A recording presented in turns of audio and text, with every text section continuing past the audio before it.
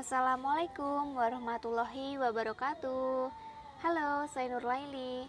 Kali ini saya akan membahas dinamika dan tantangan ketahanan nasional dan bela negara bagi Indonesia dalam membangun komitmen kolektif kebangsaan.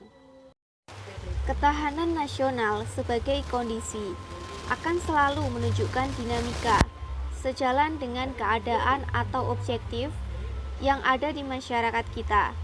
Ketahanan nasional Indonesia akan selalu menghadapi aneka tantangan dan ancaman yang terus berubah.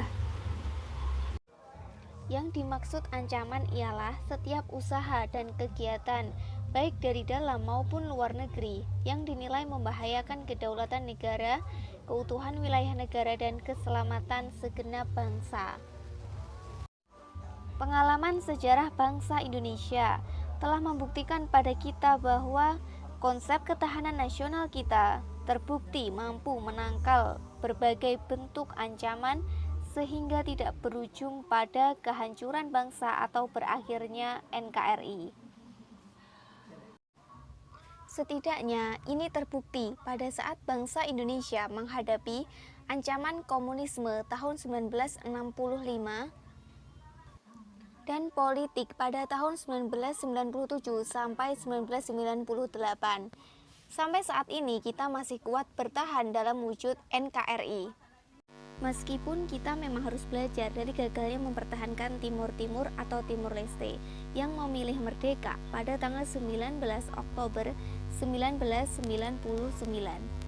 Bukan hanya itu, kita bisa melihat kilas balik berbagai tantangan ketahanan NKRI sampai saat ini, mulai dari gerakan GAM atau Gerakan Aceh Merdeka sejak tahun 1976 karena perbedaan keinginan antara GAM dengan pemerintah RI saat itu. Lalu OPM atau Organisasi Papua Merdeka yang ingin memisahkan Papua Barat dari NKRI terjadi dari 1963 dan masih bergulir hingga sekarang.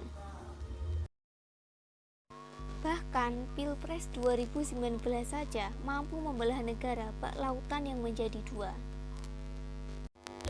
Rumusan kuantitatif tentang kondisi ketahanan nasional dapat dilihat dari 8 gatra atau asta gatra yang meliputi kondisi geografi, demografi, kekayaan alam, sistem ideologi, sistem politik, sistem ekonomi, dan sistem sosial budaya, serta sistem hankam.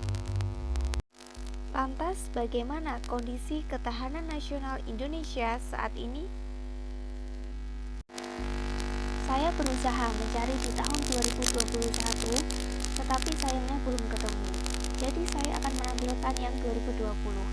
Dari hasil pengukuran Laboratorium Ketahanan Nasional di akhir 2019 atau awal 2020, indeks 2,82 dari skala 1,5 artinya ketahanan nasional cukup tangguh.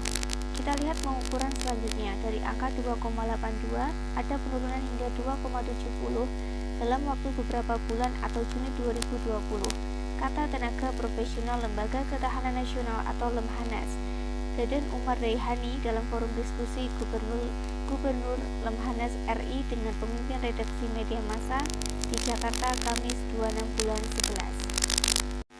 Pembangunan indeks ketahanan nasional yang dilakukan selama 5 tahun sirna tersapu COVID-19 dalam waktu 6 bulan, ucapnya. Bersumber dari investor.id dengan judul Pandemi COVID-19 turunkan indeks ketahanan nasional.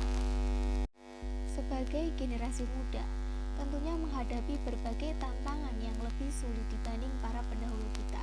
Untuk mempertahankan NKRI, banyak langkah yang bisa diambil. Misalnya, mempelajari sejarah bangsa Indonesia, menyaring suatu informasi agar kita menjadi lebih objektif dalam menilai suatu masalah yang ada agar tidak termakan hoaks. Berjiwa nasionalisme dan patriotisme, tidak mengikuti paham radikalisme, bertoleransi tinggi terhadap keragaman di Indonesia, dan tidak melakukan hal-hal yang berbau sara. Dalam bidang ekonomi, bisa juga dengan menjadi pembayar pajak yang baik, dan selalu berusaha bekerja untuk meningkatkan ekonomi pribadi. Ya, syukur-syukur meningkatkan ekonomi negara daripada menjadi beban negara. Sekian presentasi dari saya, semoga bermanfaat. Terima kasih sudah menonton dan mendengarkan. Saya minta maaf jika ada kesalahan. Saya akhiri. Wassalamualaikum warahmatullahi wabarakatuh.